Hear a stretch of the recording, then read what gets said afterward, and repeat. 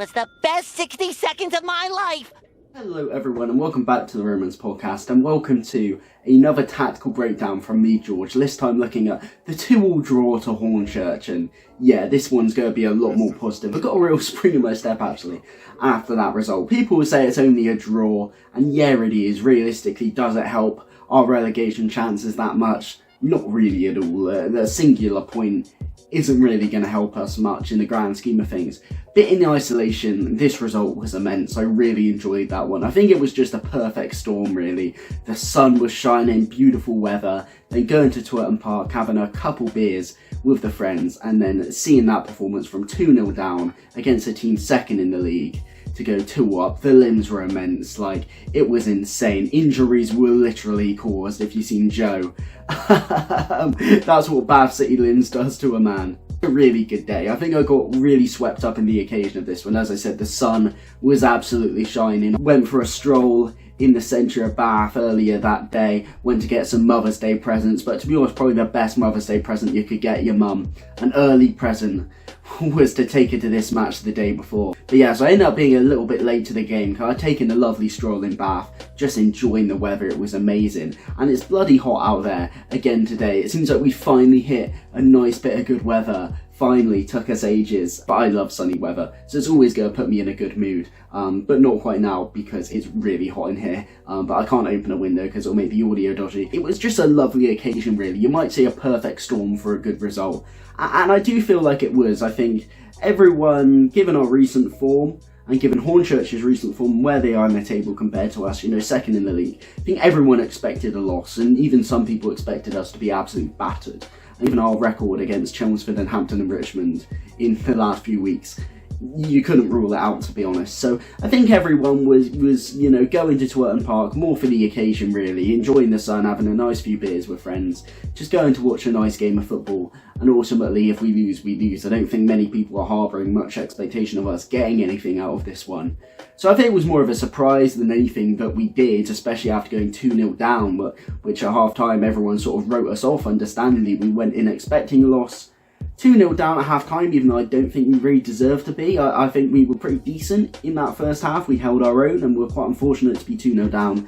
But everyone kind of wrote us off at half-time, and then you're just out enjoying the day at that point, regardless of the result. It's much worse if it's a cold Tuesday night, pissing down with rain, and you lose, than it is on a nice, sunny Saturday afternoon.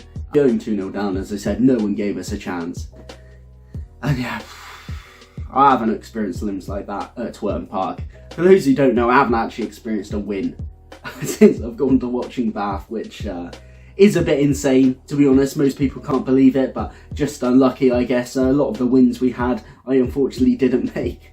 Really regretting not coming back to Bath early from the Christmas break to see that Worthing win, because there's not been much to shout about this time. We'll say it's only a draw. Why were people losing their minds? But I think we haven't had much to shout about recently. It's been pretty doom and gloom, and even the draws we have had, mostly like 0-0s, 1-1s, against teams that you really hoped that we would be beating, maybe with the exception of Western. But to draw in this fashion was immense. And I know a lot of people will say, well, considering Hornchurch were down to 10 men, that we really should have won that game. And I can understand that feeling. We had the momentum at bringing it back to 2-2. They were down to 10 men. I can certainly see in a world where we could have won 3-2. But I wasn't necessarily disappointed, because I still think a 2-2 draw when you were 2-0 down against second in the league, still an immense result, right? Say if that was in the Premier League and it literally happened, West Ham got a 2-2 draw at Manchester City, even though they in theory need wins, that was still an immense result for them, and it feels like a win. So I think you've got to put it into the same perspective. Second in the league, going to a team in the relegation zone, and us getting a 2-2 draw after being 2-0 down is still an incredible result, and yeah, I really enjoyed that one. Let's actually look at the state of play then. I think Bath actually put a pretty impressive performance in the first half, despite being 2-0 down. It wasn't incredible or anything. We've definitely played better. We played better in games that we've lost in first halves this season recently. But I still think, considering I think a lot of us went into this game expecting to be battered, ultimately it was a pleasant surprise for us to really be holding our own. I spoke about last week that teams like Farnborough and Slough do not press us at all. They don't harry us, and therefore it gives us a lot more time to maybe have more of the ball, pick our passes and make accurate passes to the opposition rather than just frantically hoofing it when we're under pressure to absolutely no one and conceding possession. Now Hornchurch were doing something that I was maybe fearing, because obviously being the great team they are, they were harrying us, they were pressing us, and not many teams have at Twerton Park in recent weeks, but given Hornchurch's quality, you felt like they probably would. And they absolutely would. They were harrying us, they were pressing us, giving absolutely no time on the ball.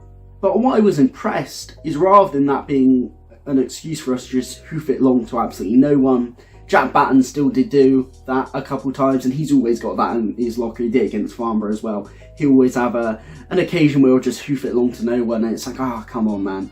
But, you know, we didn't really do that, which was great, because a few games ago, I feel like we would have done. But no, yes, we were moving the ball with a higher tempo and getting it out early, but we were playing the ball on the ground. Hornchurch pressing us meant that we were playing the ball on the ground, but still quickly, still at a high tempo. Playing it on the ground to actual players rather than hoofing it long. And that meant that even though we were moving it really quickly because we were under pressure, we were still having coordinated attacks and creating lots of chances and looked really good. I think the one problem with that is, though, because obviously we had to move it quickly and players had to be making runs because we were being harried, and therefore had to play a bit on the counter-attack, had to push forward for players to be high up the pitch when we're moving the ball quickly. Players have to make runs, and because of that, the team pushed forward, and we were really vulnerable at the back because there was lots of space there for Hornchurch to exploit, and unfortunately they did. Both goals really come from Hornchurch countering us because we pushed up, which is a shame. I think especially the second goal was literally them nicking it from in and amongst their own box. We'd had our own attack and they nick it from their end, and 1-2 passes straight down the other end, and it's a goal, which is really disappointing. I think those were some of the most disappointing goals to concede, really, because it comes from your attack, and then it's really frustrating how easily they make their way down the other end. And a goal I've seen many times this season, because Liverpool concede those goals all the time this season, so it was a bit unfortunate to see Bath concede the type of goal that I'm ever so sick of this season. And it was similar for the first goal as well. It was really unfortunate. The new signing, Josh, I don't want to butcher his surname, so I'm not going to, but Josh, the lad that we've signed on loan from Charlton, played in the centre of defence. Not a decision I would have made, to be honest, considering he would have had literally 0 training session, not a single training session. So his first time playing with any of the Bath players was in this game. Incredibly risky move. Not something I would have done. I would have moved Parcell back to centre back and put Greenslade back in at left back. I know Parcell looked better at left back against Farnborough than Greenslade has recently, but I still think putting someone in who has literally not played a single game, not even had a training session with any of these players, was a risk. And even though I thought he actually performed pretty well and had a pretty good debut, ultimately it was his mistake, I think, for the first goal. So what can you expect, really? He's new to this team, he's not got chemistry with the players, he hasn't played for them. He's sort of been thrown in at the deep end, really, and unfortunately you're going to expect mistakes like that from players who've literally been thrown in. You know, it's teething issues, really, so you can't blame him too much on that. Maybe a mistake from Darren, even though on the whole I think he played well. And the second half came around, and as I said, everyone was sort of reserved to the fact we were losing this game, and everyone was just sort of out for a nice day out, really, you know, regardless of the scoreline, because it felt like once Hornchurch had 2, we'd seen the script before, they were probably going to get 3 or 4. But that didn't happen. Pleasantly surprised, actually. And I think, even though you can say the point doesn't mean much in the grand scheme of things, I think the actual result and the performance and the confidence it'll give to the players absolutely will, because I question the mentality of the players in the last tactical breakdown. I question whether there was a rift in the dressing room and they were really playing for the manager. Now, this game absolutely showed that they absolutely are still behind Darren Way. The club put out a statement essentially saying that they're going to back Darren Way and they're not going to sack him. Controversial, I suppose, because I know a lot of people would rather him leave. I didn't mind it. I know I said in the last episode that I'd probably be more so Darren Way out than in, but that's only looking at the cold hard facts, really, that do I think someone else, given our recent performances, could probably get more out of the group than Darren has? Probably. But that's not to say that Darren doesn't deserve a chance, because we haven't been poor in those games that we've lost. It's just the results that have been more so frustrating. And you could definitely tell that the players are very much still behind Danway and very much still believe that they can stay up. You know, this isn't the mentality of a team whose heads just dropped after 2-0 and expected a beating. No, they were still up for the fight, and that was really good to see. Going from 2-0 down against a team like Hornchurch, second in the league, and still believing you can get something when you've been in terrible form and in the relegation zone, I think is a real testament to the mindset of the players, and you know that they're clearly all behind Danway. So I think that was very positive to see, and hopefully even though it was a win, we've stopped the rot now, and that this point and this good performance, we can build on that, be a bedrock of a good run of form where we're maybe nicking points and nicking wins, because that's what you need just to try and get us over the line. One thing I noticed is that I think Hornchurch were a bit complacent. They almost sat off us, they weren't harrying us as much in the second half, and they got really rattled, but I think after that sending off, we really got under their skin, and that really didn't bode well for them. I think it was a red card, to be honest. You can say what you want about the challenge on the Hornchurch player. I didn't really see it that much in the ground. You can't react like that. Regardless of the challenge, you can't react like that. And, you know, you're basically asking for a sending off if you're acting like that. Does it change the game? Yeah.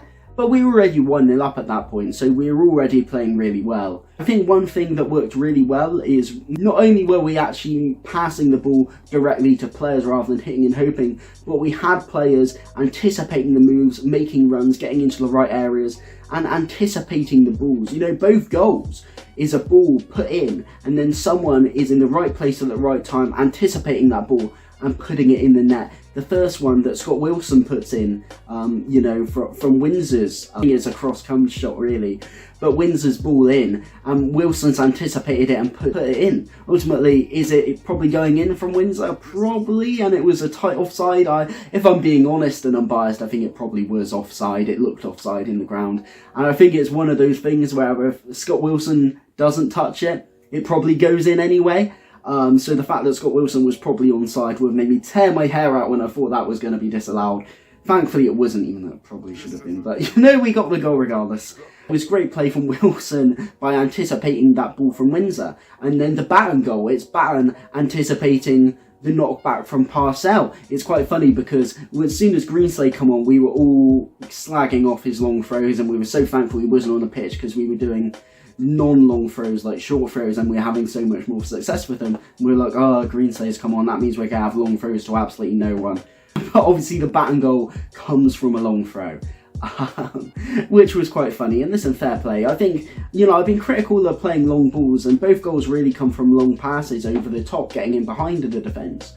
But I've not been critical of long balls. I've been critical of long balls to absolutely no one, just sort of hoofing it and hoping. If you're playing a long ball that's actually pinpoint directly into the path of an attacker that you've actually, you know, picked out, then that's brilliant, especially if you can get behind the opposition defence. And as much as often I like to see the ball played along the floor, there is still a real place in the game for pinpoint accurate long balls, and there's such a good weapon in your arsenal.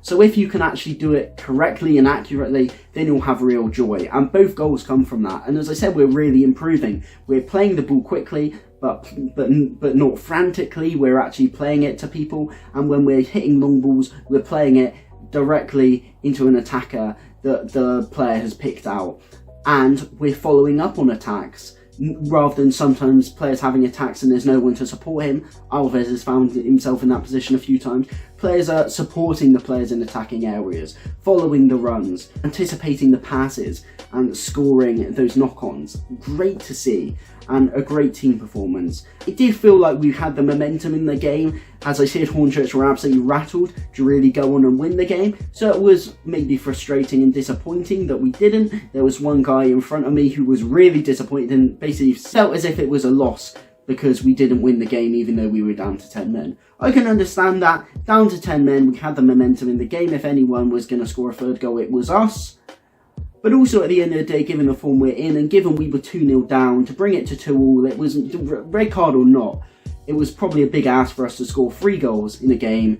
A, considering we've barely scored any goals recently, and B, because we were 2-0 down. We'd already put in the effort to score 2 goals to make it 2-2, so it might have been too big an ask to get it to 3-2. And I understand we need wins, and maybe, you know, a man down, having the momentum, seemed like the perfect opportunity to go and get a win. It was very much in our favour. But you have to remember we were still playing second in the league. And given where we are and given where they are, a draw, especially coming from 2-0 down, is a good result in isolation. Yes, we need more than just a singular point, but as I said, a real good result in isolation. And yes, the point doesn't do much for us, but what the confidence from this result could do for us going forward, I think, is absolutely massive. So this performance is good in isolation, but as I said to Darren outside the ground when we saw him, it's a good result, a brilliant result, but we need to build on it. Results like this ultimately kind of pointless. You can get a one-off result, anyone can, but these results are pointless, as particularly given where we are, if you don't use it as a foundation to build on, if you don't use it as the bedrock to springboard a run of really good results, which is what we need to do. We need to take the confidence and high from this result and take it into the rest of the season, take it into Tuesday's game against Horsham. And really try and get a result. Horsham, mid-table, nothing to really play for. I know we're away from home, but it's another game we could get something out of. So if we can just stop the rot like we did with this game, and just, if anything, just get a point, as I said, just to stop the rot. It's been really gloomy. We've had some really poor results, losing runs. So we really just need to stop the rot and make this result count, I think. And yeah, you can look forward to more tactical breakdowns by subscribing to the channel and to see more episodes of the General Report as well. Yes, I will be covering the Horsham game, and you might be thinking, well, George, you don't really cover away games. Are you going to Horsham? I'm not going to Horsham, but we're actually all going round Chef Chris's house and we're streaming the game because it's actually live on DAZN. So yeah, we will be all going around his to watch the game, and I'll be doing a tactical breakdown on that. I will be going to some away games though. I've booked my tickets to Eastbourne and to Torquay as well, so I'll be going on those two. So I'll be covering tactical breakdowns for those as well. I'd like to go to Dorking as well, but we'll see about that one. But definitely those two. I have been on away day this season. For those of you who watched the early episodes of the podcast, episode 4 I believe, which is actually the only episode I've been on. Invite me back, Oscar. For those who saw that one, you'll know that I went away to Maidstone, which was fun regardless of the result. And technically I've been on another one before that as well. I went to Weston away, but for those of you who know, I live in Weston, so it was only like a short bus journey from my house, and my sister works in the Lidl next to the ground, so not really an away day for me, to be honest. But yeah, like the video if you enjoyed it, and comment down below for the algorithm if nothing else, but then also to, you know, say what you thought. Did you enjoy this game? Did you think maybe we should have pushed for the third goal given we were a man up? More importantly, the rest of this season, are you still a bit gloomy about our chances, or has this result really put a spring in your step and to make you think, well, actually maybe now we might be able to survive relegation? Just drop it down in the comment section below. Starting a conversation is always fun. But yes, thank you guys for watching. I hope you have a good rest of your week, and up the Romans. Cheers guys.